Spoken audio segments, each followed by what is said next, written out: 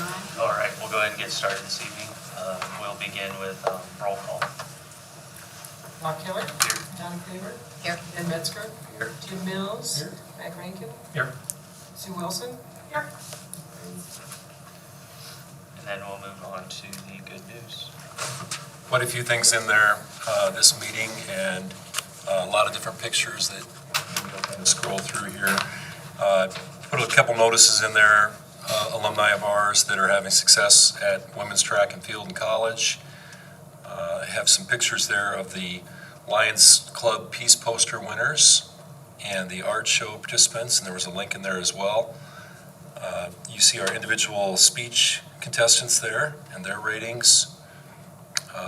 The Middle School Black History Month poster contest winners, and a little narrative for each poster there, why they chose to do those drawings.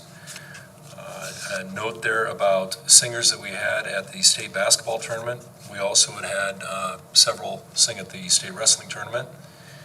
A note there from Zane Kolosik. He was an all-state jazz musician, first time in quite a while, it sounds like, since 2005, and he performs May 12th.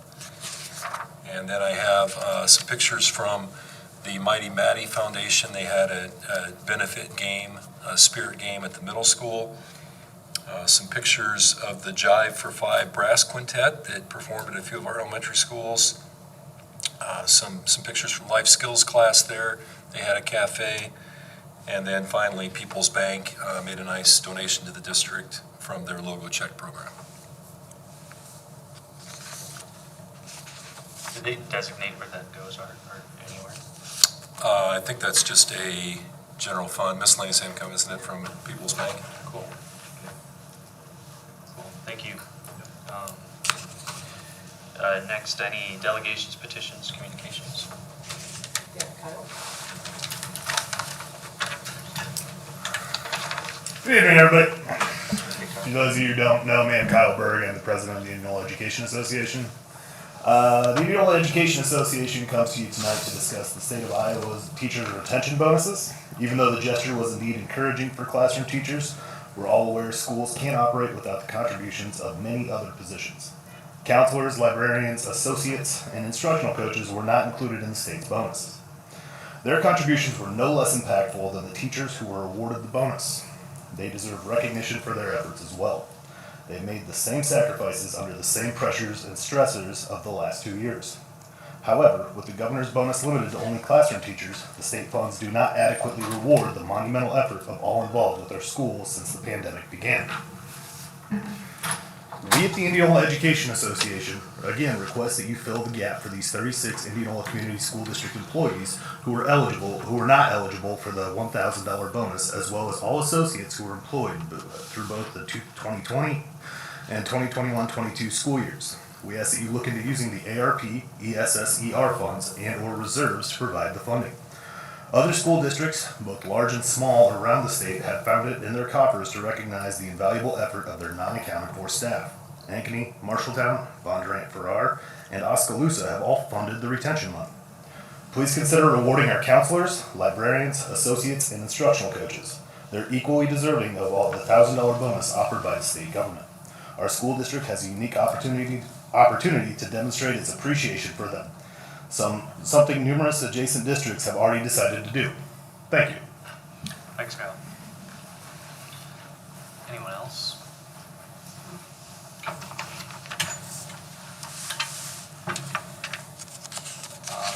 Next, we have our consent agenda.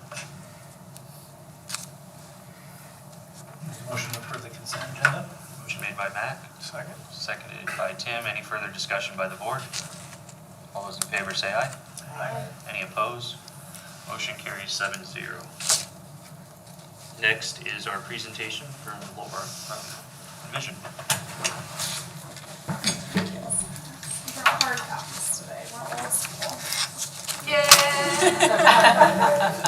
Everyone was questioning me at the copy machine today in the office. You would read those.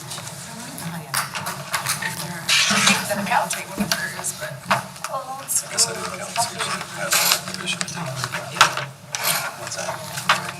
We have plenty, okay. Yeah, I want to make sure we have plenty.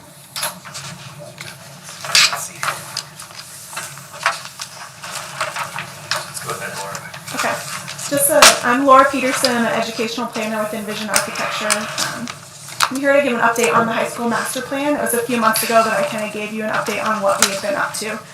Really what's in this packet is what we've been doing for the last few months. We're really preparing we're doing our first community meeting the first week in April. Monday, April 4th, we'll have an open community meeting to update everyone on the master plan and kind of where we are in that process. What you see in the packet tonight is some additional information, probably beyond what we'll share at that first meeting. It's kind of a first test.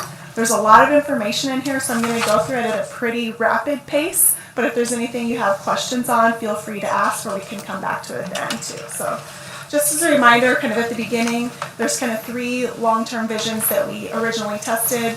One was generally a renovation of the high school with some major additions onto it. The second one was keeping part of the high school, and then doing a major academic addition, and then basically tearing the south side of the high school off. And the third one was a brand new high school, and that was really used as a benchmark to understand the other options versus that. So the next 3 pages are really just that same information that I'd shared before. So what have we been doing in the last few months? The first thing we've done is we established an educational leadership team. That's about 10 to 12 high school teachers that we've met with a few times over the past few months to vet these ideas and really test them. We've done departmental meetings at the high school to understand a little bit more what each department's needs would be looking into the future, which led to a program verification. We've been using benchmark numbers till now about how much space we would need, so this led us to, were we in the right ballpark? We've had a community focus group to just understand, are we headed in the right direction? There's a community survey that you probably saw go out. We started to develop some visuals and also updated our cost evaluation because the last time we did that was a year ago. So I'll go through this hopefully quickly. Let me know if you have questions. I think the first slide, if you look at the one with kind of numbers on it like this, the first thing that we had to decide is how many students should we really be planning for. So today you have about 1,150 students in the high school, about 225,000 square feet. That puts you at 195 square feet per student. And if you remember way back, we talked that 200 to 225 is really the range that we typically want to be in. The next number you see is if we grow to 1,400 students, we'd be at about 160 square feet per student. We talked a lot about that growth number. That's 20% growth from where we are. And I think, Art, we said that we've had kind of 9% growth over the last... Just under 10% over the last 15 years. Yeah. So we think that 1,400 is a pretty generous number. It gives us quite a bit of room to grow, and we're using that as a test. And we'd like input on if that number kind of seems right as we look. We've used the enrollment projections that we have as a district. Those really only go out through 2025 right now. So what we've used for planning is 1,400 students. That's about 285,000 square feet, which is the same number that we were using to test last spring and then has been verified by kind of going through departments. That means day one when you move in, if we had the same amount of students as today, we'd be at 245 square feet per student. So we'd have extra space, we'd have empty classrooms kind of waiting. But once we grow to 1,400 students, we'd be at 205. So you can see kind of still within that recommended range. So what year should that get us to? Like if things hold even. Yeah, so that's a 20% growth, and the projections that we saw, showed I think maybe 3 to 4% growth over the next 5 years. I don't think that they were any more explosive than that. I don't know if you have any other data. We had a study done. Yeah, an the enrollment RSP study, one. and it's been hasn't really come to pass. And we're about 4 years into that study, I think. So, or 3 or 4. So, we've talked about different reasons why that study did project more growth at the secondary levels than the elementary. Right now, our 2 largest classes in the district are at the middle school level, so there will be more kids feeding in there. But I can't say we have great projections. We don't have great numbers. I think from the information we had, we saw that this should serve us for at least 20 years before we have to add any classrooms on. But that's saying that it's a slow and steady. We could always hit a spike if that happens, and we could have to add more classrooms on. But part of the plan is also that the kind of large community spaces could accommodate more students, and we could add classrooms on. We've kind of allotted for land to get past the 1,400 in classrooms in the plan. So the next 3 pages are just a summary of the departmental meetings and kind of spaces that we're looking at. So we went through this with each department and talked about 1,400 students as a number. If you see the space in kind of the bright color, that means it's a 1-for-1 replacement of a space we currently have, but it's more than likely right size. For example, most general classrooms are about 720 square feet right now. We're showing 875. That's a pretty typical number that we see in schools. If they're kind of light, that means it's a new space that we would need for growth, so additional classroom spaces that maybe we don't have today. So I won't go through each department, but most of them are incremental kind of growth based off of additional student needs and just right-sizing spaces. On the first page, you'll see a bunch of yellow in the corner called shared resources. Those are really all the spaces outside of the classroom that we just don't have today. Collaboration spaces, staff collaboration, small group spaces.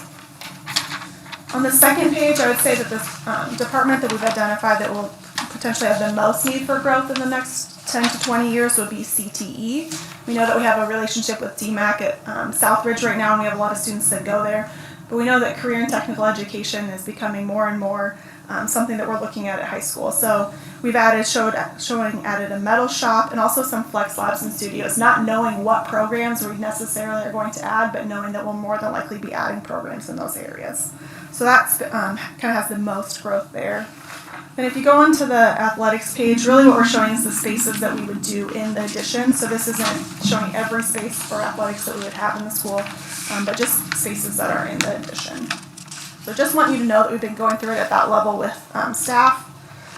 The next section is about community focus group and community survey. We did a community focus group of about 10 people about a month ago. It was really to get just one more set of feedback. We've had a great task force, but they've been very kind of unanimous in their opinions that we've heard so far, so we brought kind of an additional group of people in.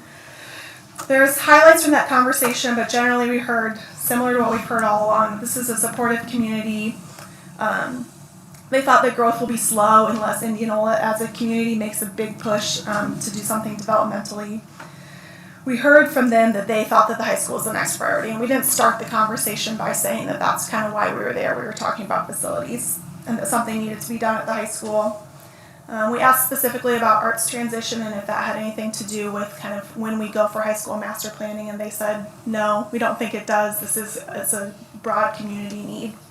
Also said there's kind of no sentimental attachment to the physical high school. Now the site, everyone says, don't move it. It needs to be there. We're committed as a community to having high school there, but not to the physical kind of appearance of the building.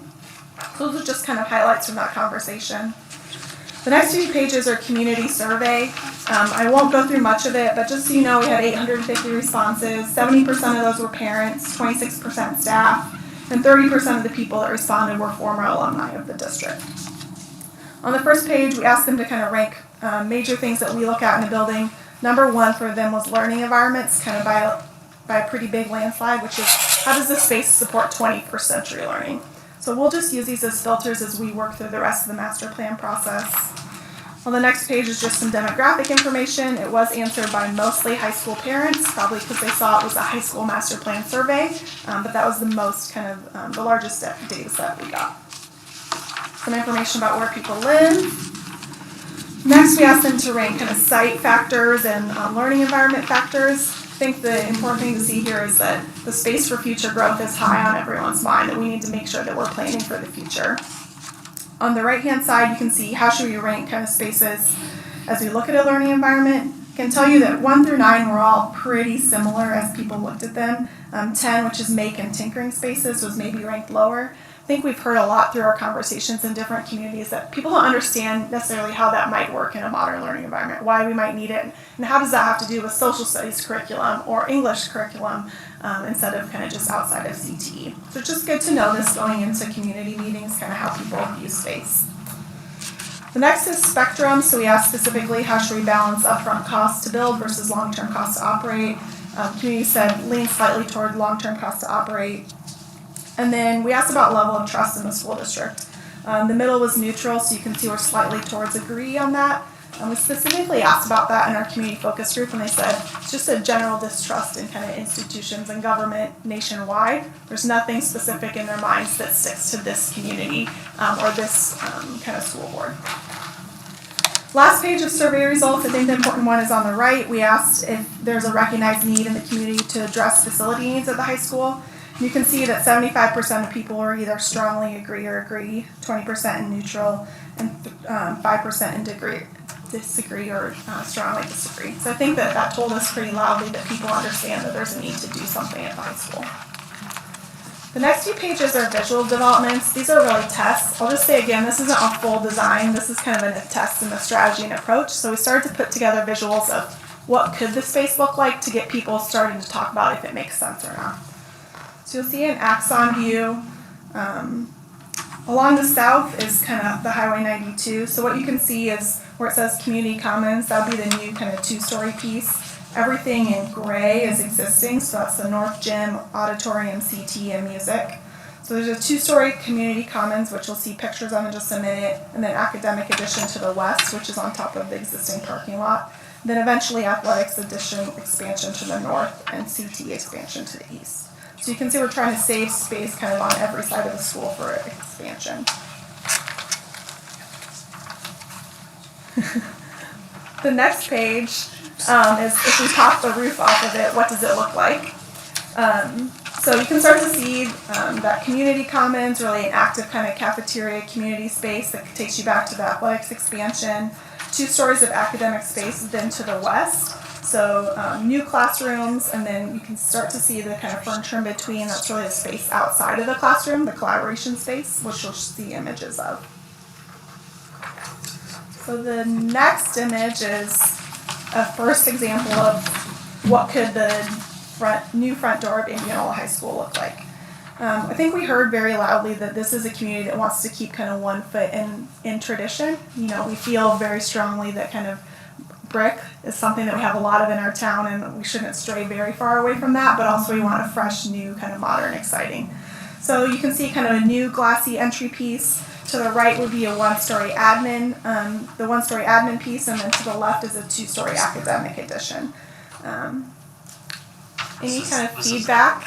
This is looking east. This is looking north from the south. So this would be as you turn in from Highway 92, you'd have parking, and this would be your front door. Cool. So if you go back to, if you're here, you're kind of standing right where this arrow is at main entry, this view. Reactions on if it's too traditional, too modern, too boring. I like the next page. Okay. The next page is once you walk through the front door, what would you see? So this is that kind of 2-story community commons piece. Just because of the way the site falls, you can see we come in high, and then you can see the kind of commons piece down below. So that would take you where you see along the right where it says Indianola. That's the existing gym and auditorium that are to our right, so we'd have access to those spaces. And then beyond, that's where the new competition gym eventually would be down there. On the left-hand side, you see kind of entries to the learning communities up high, and then we'd have the same things down low with the new media center up high that would kind of tie right into that community space. Plenty of daylight, which I know is something that we don't have a lot of in the existing school, and also a lot of volume, which is also kind of the biggest thing we didn't hear about. There would be an elevator right at the front entry. It's kind of right behind us, so we'd have accessibility right down. The next page is what could a learning environment look like. So this is a space kind of in between the classrooms.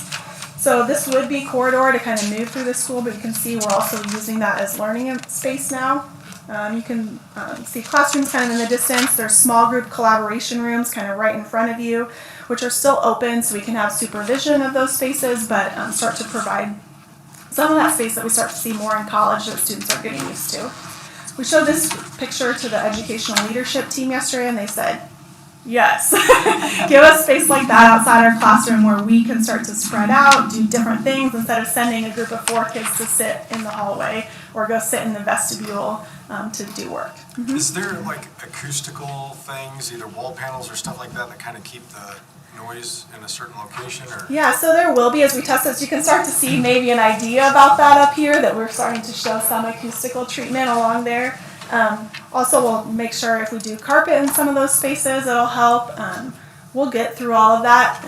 I think that we know that we want these to be semi-active spaces, but also productive for learning. So I can do a one-on-one kind of meeting out there and not have it be echoey. So I think we'll work through all of that kind of space. You've successfully done this kind of space in other districts, right? Yes, I think that this is what a lot of people are kind of moving to. I think that here, using it as the widened corridor is kind of the most efficient way to do it. So I think it's a really efficient plan instead of using a lot of square footage to kind of claim this space. We also have a lot of questions about visibility into classrooms, and that's something that we work through in every district. We're showing some visibility into those classrooms right now. We know that some visibility is good to kind of see what's going on in spaces, but we don't want kind of fish bowls. So we'll work through all of that. This is just an idea of what it could feel like. Cost evaluation. So the budget bucket slide that I show is, we mostly use that for the public so they understand the kind of funds we can use for facilities. You know, you've all been through kind of school finances 101, so hopefully you all understand the different buckets that are available. The next slide is something that Travis with Piper Sandler put together, the kind of information about it. And this has been updated, he's kind of been tweaking it. But what it really shows is what are the funds available over kind of a 10-year span that we could leverage for projects. So on the top you can see that he's still saving PEPL, voted PEPL, and 25% of save bonds for kind of ongoing costs, which Shauna said you can't get rid of that, I need that money for kind of ongoing maintenance. So everything then below that could be available for project costs if we wanted to leverage it. So you can see kind of over a 10-year span, we could have up to $142 million worth of funds that we could leverage for building projects. This is kind of an updated number, I think, than from the last time you saw it, because he's been trying to tweak it and figure out kind of when those funding buckets would be available. So what we're proposing as we look ahead is to start to tap into those first two buckets for high school work. We would be using about 68% of the total 142 for high school, so you would still have 30% of your project dollars available if you wanted to leverage kind of for other needs of the district over 10 years. That's on top of kind of the ongoing costs that are laid out at the top. Next page is the updated cost evaluation. So A, I'll just remind you, is for if we remodel the building and do additions. B is really the option we've been testing, which is to do a significant addition and then tear a piece off. We've been testing it because that's the one we've heard the most kind of positive support for. And then C is new school. I won't go through all the line items. There's things like contingencies in here. We're holding kind of phasing premiums for if we do a really messy project where we have to move around the building a whole bunch. We're holding contingency just for the things that we don't know yet because we're very early in design. Soft costs, so those are any kind of owner costs the contractor won't pay. So you can see at the bottom, kind of A, which is renovate, is between $57 to $63 million over the entire project. B is 79 to 87 million, and C, new school, will be 112 to 124, and that does not include land acquisition. So we kind of showed these numbers to the task force last night, and this also kind of reaffirmed their feeling that B is probably the right long-term direction to go, that putting $60 million into a building that still has a lot of flaws was maybe not the right way to go. But this is a major question that we'll be asking the community at the master plan. We won't be telling them this is the option. We want them to understand kind of what the options are and get feedback on it. At the bottom you can see escalation per year, and that's what I'll start to outline in the next few pages is as we kind of sequence this, we know construction costs will go up every year. It's averaged around 4%. Last year was 21%. Everything we know says that it's not going down. It's flattened for now, and hopefully we get back to the kind of the same pace that we've been at. But again, no one has a crystal ball, so this is what we're using for planning and trying to hold contingency numbers. The next page shows if we went with the renovation plan and we spread it out. We know it's a hard project to kind of move through phases of it. It could be kind of up to a 6-year construction timeline by the time we move around that building. And the total cost after we escalate it for inflation would be between $71 to $78 million. These are all based off of if we went as soon as we could for a bond, which is in September. And that's something we'll also be asking and testing about in April and May. Does that seem ridiculous? Does that seem too fast? Should we wait? The next 3 pages are 3 different ways that we could approach the replace in place option. The first one says that we're going to do this in 2 separate bond referendums. So we would do a bond possibly as early as September, and then the soonest we would suggest doing another one is 5 years later. That's kind of the biggest appetite we could ever imagine the community having. Even that's pretty close together. So you can see that if we did the kind of learning community, commons, front door, and food service addition as a phase 1, it's about $70 million worth of work. Then if we did the athletics and CTE expansion as phase 2, that's about $27 to $30 million worth of work. You'd move into phase 1 as soon as fall of 2025 and phase 2 as soon as fall of 2029. As we escalate it out, that puts the entire project cost between 96 to 102 million. So in phase 1, does that east wing get demolished then in phase 1? Everything This except the example? East Gym. You have to keep the East Gym and the locker rooms until we build the athletics addition, but the rest of it can be peeled off. And So it's there's kind of still- how the building came together, so it works to do that. So there'd be parking then? Yes, we would do parking more than likely first before any of the rest of this, kind of where district is, and expand west. And then we would have to come in and backfill parking kind of as we demoed. And that's built into the cost as Yeah. well? Option B says we're gonna ask the community one time. We still can't spend it that way. We have to, if you remember that graphic, we have kind of 70 million available now, and then we could have 25 million available kind of in a few years later. So we'd spend the money that way and phase the construction, but we'd design it all and we'd ask for it one time as a bond referendum. It allows you to kind of slide phase 2 up a little bit, and the entire project cost comes down just slightly, $94 to $100 million, because we're not waiting just a little bit longer to do athletics. The third option says, we're not ready, we need to wait. What does it mean if we wait 5 years before we do any of this? So you can see if we wait and go for a 2027 bond referendum, for example, then we would be moving into a full project. If we did the entire project as one, in about 2031 is when we kind of move into the project, and the cost of construction goes up about $13 to $15 million if we push out that far. I know it's a lot of information, but what we're going to be asking the community, we're going to be laying out kind of some of these scenarios and asking for their opinion on it. When should we go? What makes the most sense, given kind of the information we have? Yes. Phase 1, phase 2. Yep. So was there any offering that to those stakeholder groups to see how they responded to the one part of the building being part of phase 1, vice the other part of phase 1? Or is that just based on the experience of going through these projects, and what's kind of the logic behind the phase 1, phase 2? I think the logic is that you really need the learning community space and the kind of community space more than the athletic space right now. As we kind of heard priorities going through the entire listening phase, kind of the athletic space wasn't the number one priority and wasn't where you were the kind of the tightest on space. So that's really kind of what drove doing that first as part of the project. With that CTE, like, is there any reason to try to push The that? into CTE phase? could probably go in either one, so that's more than likely as we develop the project more and we test up against the budget, it might come into phase 1. There's more renovation with that, because we also will backfill some of the athletics, like where the weight room is right now, and some of those spaces we're going to claim for some of the CTE expansion, so we need to move athletics out before we do that, but we could possibly do the addition piece as part of phase 1. Does all of these projects leave the auditorium the way it is now? Yes. Auditorium, North Gym, music, and most of the existing CTE spaces.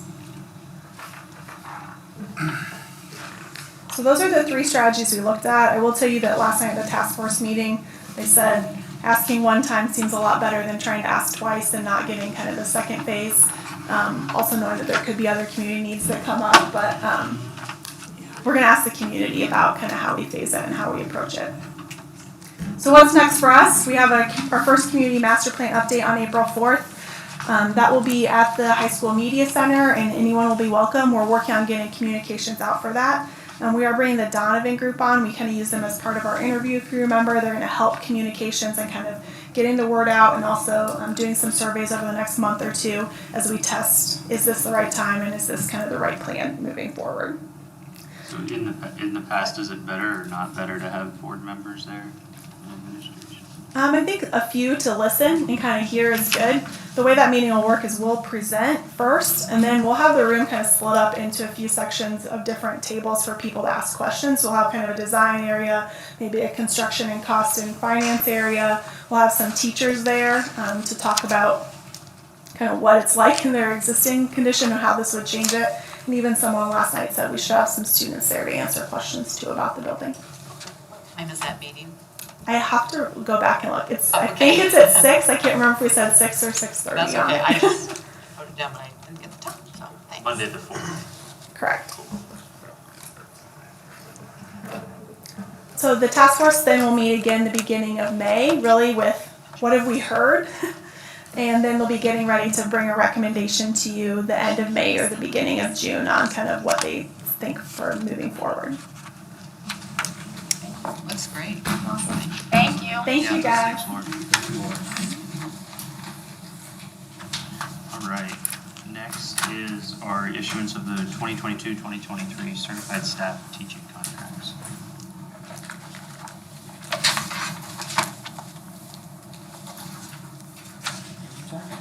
Okay,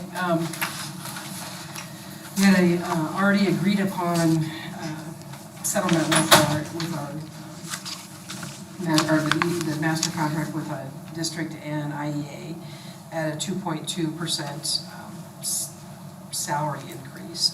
So when I do the calculations, it's actually 2.21, the way it calculates out, equals about, like I said in the documents, that it's 509,000 total package.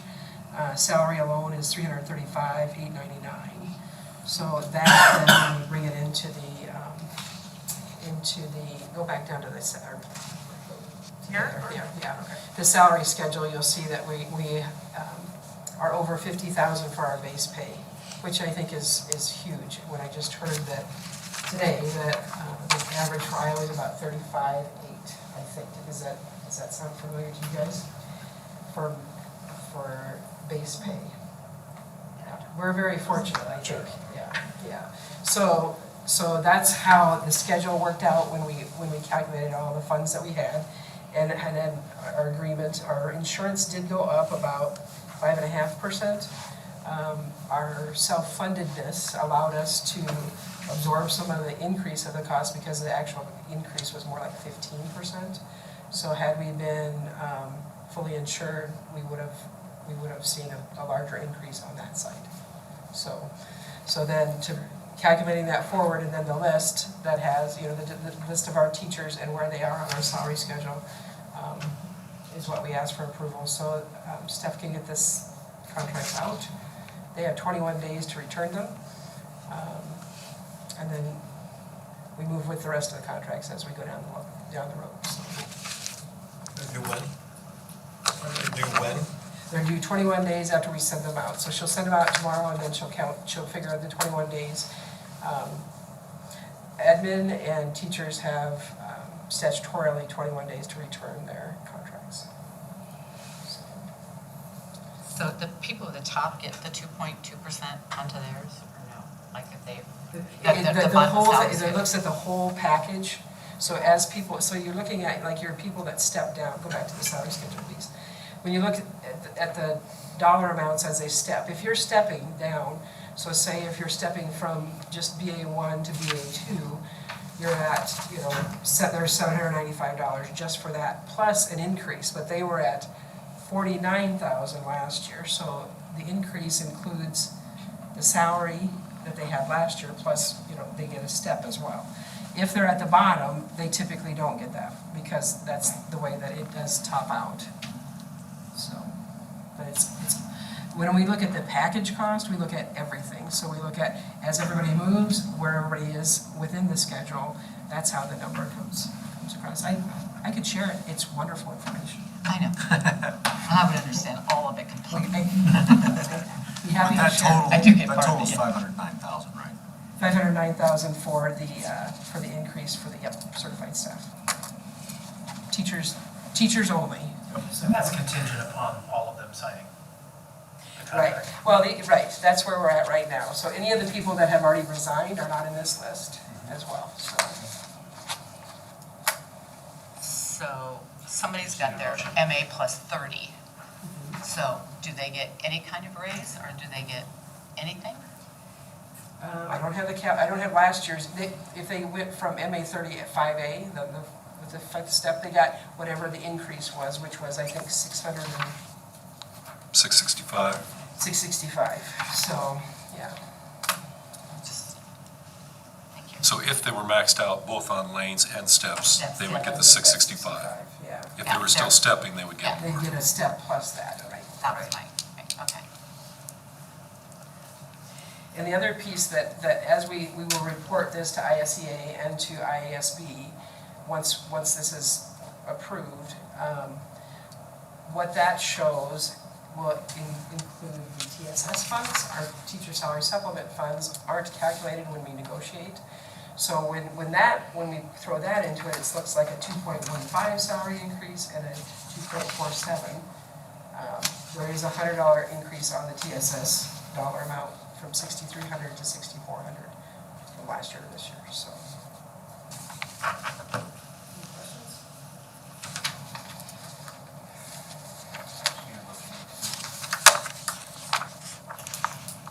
Motion to approve the issuance of the 2022-23 certified staff contracts.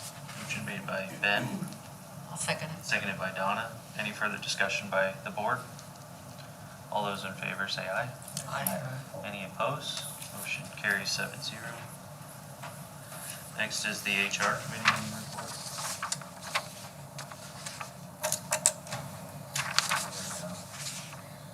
Take it away. Okay, well, basically, we weren't even going to meet, and then Mimi had some issues come up, so we met, and it was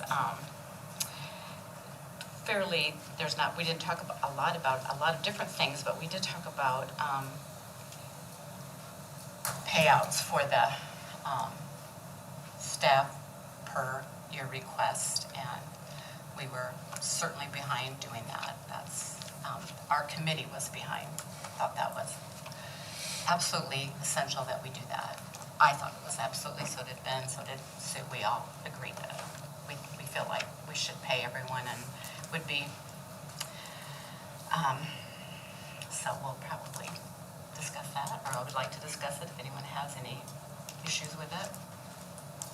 Johnny, do you need to talk about the money for that or anything? Yeah, and also, if we go down to the finance meeting, they talked about similar things, like they didn't have to come up with the money. Yeah, because I knew you had finance after that, so I'm like, I don't know what the finance people said after we met, so that's the part I don't know anything about. And then we talked about support staff wages and what we could do for that, and I don't know, John at the finance one, we talked about it, but I don't know what the final, we thought we needed to raise their salary, obviously, and so, but then you were gonna meet, so I wasn't sure how that all happened. So anyway, and then the other parts were just, we need another childcare director, or they'd like to have another assistant childcare director at one of the sites, so we discussed that, and also, to change the school calendar, but we decided not to do that for various reasons. But anyway, that was about it. It was mostly discussion about the librarians, the counselors, all of them that worked very hard. Plus, we know that we understand that bus drivers, cooks, of course, that we know everyone really pulled together and did a great job, and we're very, very proud of the school district and how they responded to the COVID epidemic. So, thank you. Any questions for Donna or Mimi or anyone on the committee? Next is the summer 2022-2023 child care handbook.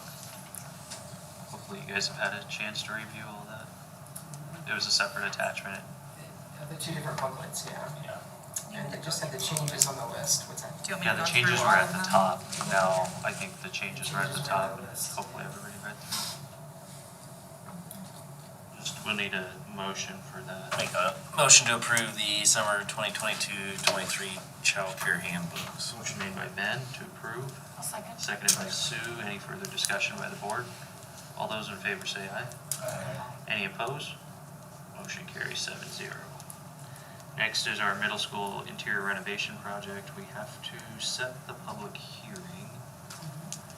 And then, or we haven't, no, we're setting the public hearing. We're having it. Hearing the public hearing. Okay, so then we have to already done find out, this. is anybody here to speak for or against the, is that right? I have Shai Pattery here, right? I'm here to answer any questions you have on the project. Okay.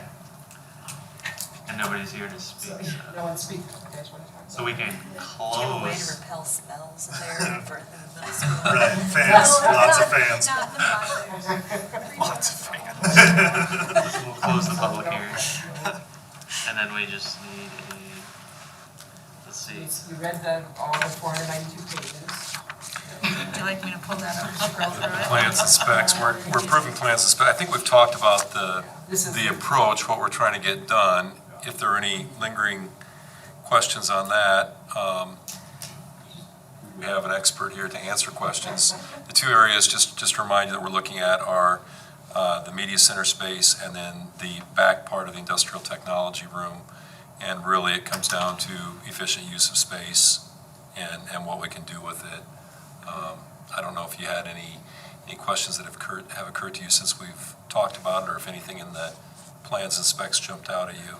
There's only one on the two individual rooms. There's like one door that goes in to access those two rooms. Is that accurate? Is that what I was, the two, like spaces where you could like pull kids and have like a private conversation or whatever. I was trying to identify, is there one doorway to get to those two spaces? That was the only thing in the drawings that I looked at. Scrolling, you tell me when to stop Yes. if you see Go what. straight. Go to A101.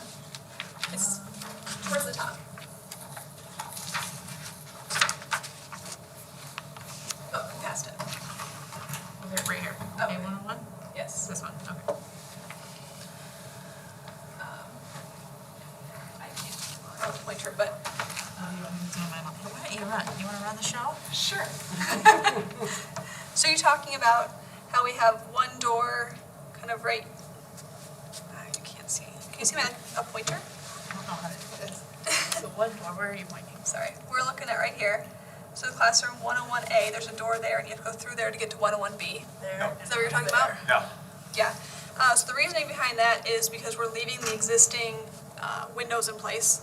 We're not kind of taking that out. We don't want to change up any carpet or anything like that. It's just kind of adding that divider wall in there. There is another way to get in through the hallway though. Okay. We're on the south side. I'm pretty sure that I saw it before, but it just stuck out to me this time, so, okay. Yeah, so you can get in, just not through the library into the other space. Any other questions? When are they gonna do that this summer then? That's the plan, yeah. That's the goal. There's a chance there'll be, issues with getting materials in time, that it might go into the fall, but we're putting in the contract, so we want it done by August. A motion to approve the project plans and specifications. Make a motion to approve the plans for the middle school interior renovation project with doors. Motion made by Sue. Seconded by Tim. Any further discussion by the board?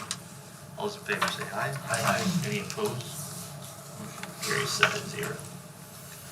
Next is our certified budget. Thank you. Yeah, thank you. Thank you. Yeah, thank you. 2022-2023 preliminary certified budget. Did you change a lot, John? Didn't change a thing, so it is from what we talked about at the previous meeting.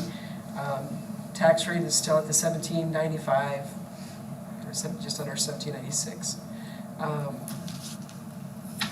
Again, we look at maximum budget, so we're looking at top end. Again, remember I've said that we're gonna have to amend our budget for this year due to ESSER funds and the governor's money fund, all these things that weren't 18 months ago weren't there, so. But, any questions on them? No, I don't have any. So I just hope we can publicize this, kind of like the city did in the county, just to let, once it's finalized and stuff, so the citizens know that we're trying to keep things even and stuff. And, yeah, even or less, right? Less, yes, actually, it's less, 4 cents less, yeah. For a few cents. I just think it's goodwill. Do we have a meeting with the city manager we had talked about, or no? No, not yet. I've reached out to a board member there to try to get something coordinated here, so. We actually are having interviews April 1st, and I'm going to be part of that. So they're in a transition time right now, but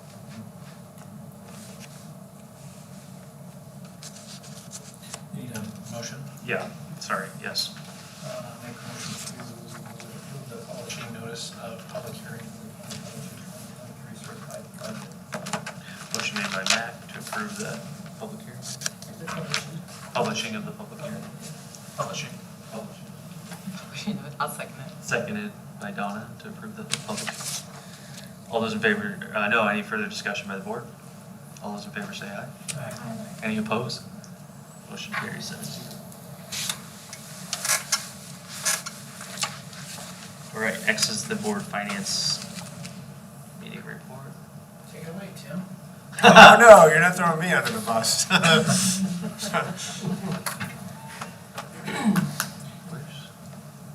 All right, so Rob, Tim, and I were all here with Art, Jonna, and Mimi. We talked about a lot of stuff. We went way over on time. For the sake of time tonight, I'm going to go through this pretty quick. We talked about teacher contract calculations, which we've already discussed tonight, so I'm going to move past that. We talked about ways to find funding for the support staff, along with increasing, or I'm sorry, the $1,000 retention bonus for the 36 individuals that were not included in the governor's money. We talked about PEPAL and SAVE budgets, and that was the pretty quick and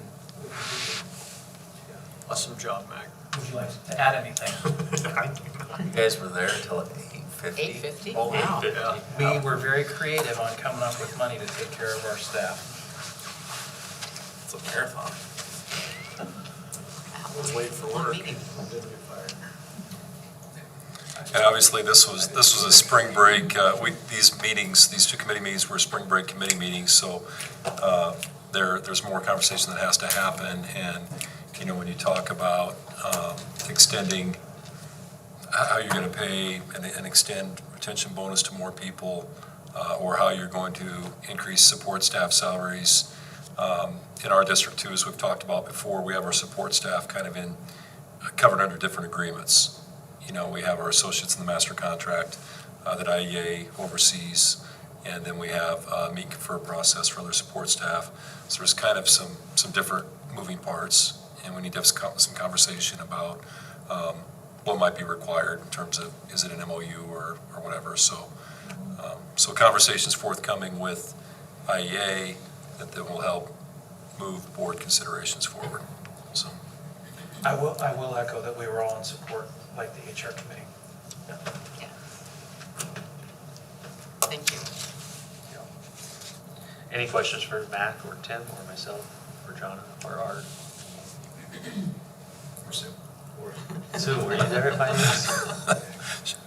You're the She's in architect. HR. She called You're it. the architect of the finances, right? But I can tell you that Jonna kept saying in the finance committee meeting, oh yeah, that's the same thing as what the HR committee was saying. She Yeah. kept echoing the same sentiments, yes. Okay. Thanks, guys. Thank you, Good night. guys. Thank you. It was more, conceptual in the HR, it wasn't number driven where, Yeah. that would be the difference, I think.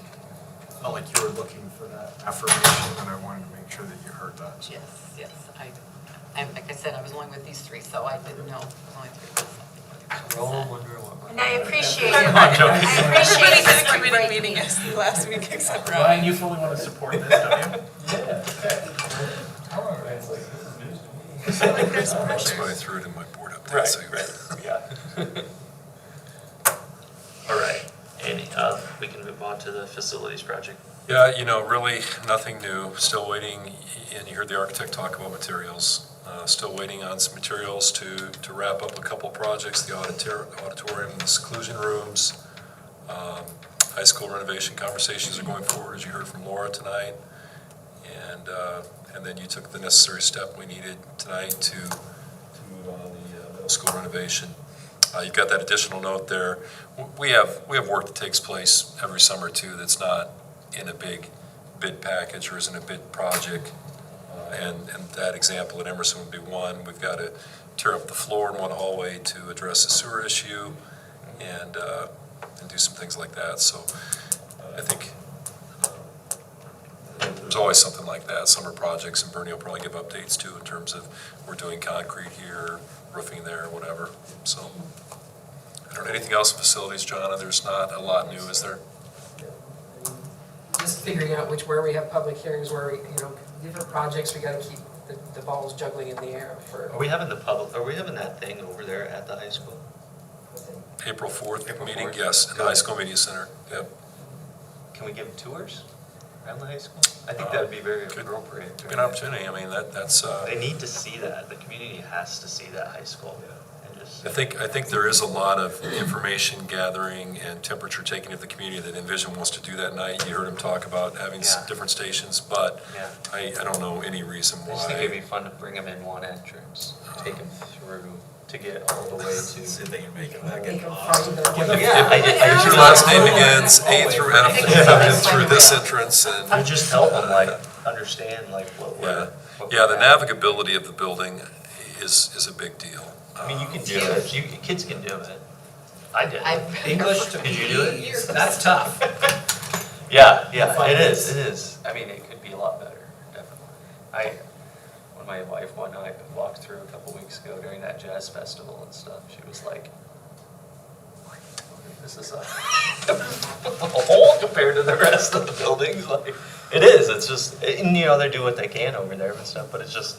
I It didn't has realize been it well shows its age. maintained. It I mean, is I very know, well. I know some districts have taken the strategy of we'll just let it fall apart basically so the Yeah, voters can they see the haven't done need, that. and that is not the No. approach we're taking. It No. has been well maintained, but Yeah. it certainly is Shows its dated. Education has changed, as Laura highlighted. We just don't have collaboration spaces, creative learning spaces. Some classrooms are quite small, quite full when you get 25 to 30 bodies in there. And then we talked about the wayfinding in the building, but also just in terms of it not being very friendly to ADA Yeah. needs.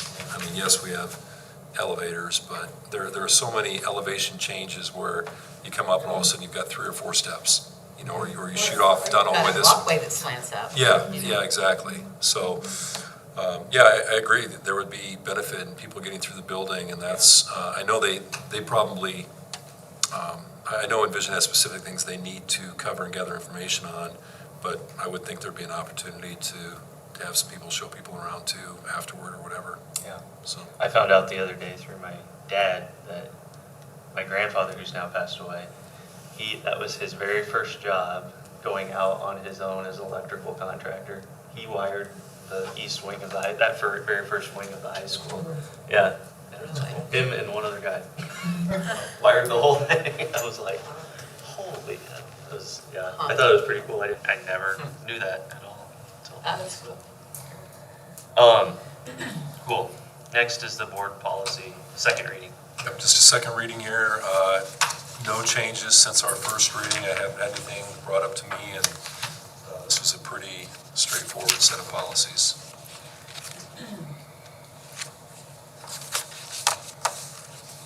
So we could use a motion to give a second reading to those policies. Yeah. I'll make a motion to approve the second reading of the board policy 413 for $413.2. Yeah. 413.4, 413.5, 414, 14.4, 14.5, 14.6, 414.7, 414.8, and 414.9. Motion made by Ryan, seconded by Mac. Any further discussion by the board? All those in favor say aye. Any opposed? Motion carries 709. Next is board calendar. Our working board policy committee is planning on getting together Thursday, I think, right? And How you guys holding up? We need you, Ben. I think you need to come back. I'm just saying, I think you need to come back. Yeah, I might make an appearance. everything good with the calendar? Next board agenda, anything anybody would like to put on it? Bring that up at this time. I don't have a board agenda, but I wanted to make sure that I understood clearly who and when, if there's any board members that you're expecting to show up at some of these That things. April 4th thing. Yes. Well, And if this is Yeah, I think it's fine, and if I, discuss it. they really do want to hear from the community, so that it's not something where they're going to expect the board or me to, it's not a sales pitch. Yeah. But I think, particularly since as board members, you haven't been at all the task force meetings and stuff, if you're interested and want to be there, I think the approach is just be a little bit more of a fly on the wall, than a presenter or something. But I would say the board is welcome. If we were going to have more than a quorum there, we probably would want to post it like we would a work session or something. So we might want to know, if there were three or fewer of you who wanted to go, then it's no problem. I'll probably go. I would just post it as a work session, then whoever wants to go can go then. I'll probably go just from being on facilities for, And even then, you're not going to be getting together and doing school No. business, but I still think 4 people in the same space for a school purpose would be safer posting it, don't you, John? So we can just post it April 4th. Should we Work just let session. you know, Rob? We know the time, right? Well, the task force meeting, we had a task force meeting scheduled that night for 6:30, and this is replacing that, but they may decide they want to start a little earlier at 6, so I don't know we'll have to double check with Laura. And we alternate us to go. Okay, all right, that's fine. Anything else? Anybody would like anything on the next board agenda? Okay.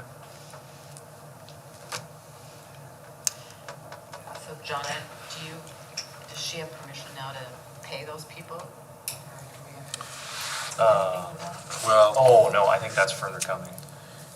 yeah, there'll have to be a little bit of conversation, just because one example would be if you want to give associates additional compensation. Okay, there's already a negotiated agreement, and we'd have to get permission, like you did a year ago. Right. A year ago, you accelerated associate pay, and we had to do an MOU, understanding master contract. So there'll have to be conversation with the IEA. Oh, And there Again, may be something by the 12th that we could put in there. well, that's what. yeah, oh, I'm we sorry, wanted you asking by to- next meeting? Yeah, I yeah. apologize, I That's didn't, okay, I was just, I I didn't, must. no, I'm the deaf one, so. Yeah, I would think that'd be possible, just depending how quickly we get together. Sorry, I misunderstood the question. I didn't say it, so I knew what I was thinking. I'm but supposed to know what you're usually thinking, don't Don, I apologize. Mind rather well. No. Make a motion to adjourn the meeting. Made by Mac to adjourn. Second by Ryan. All those in favor say aye. Aye. All right, we are adjourned. Wow, you guys are good. Take your.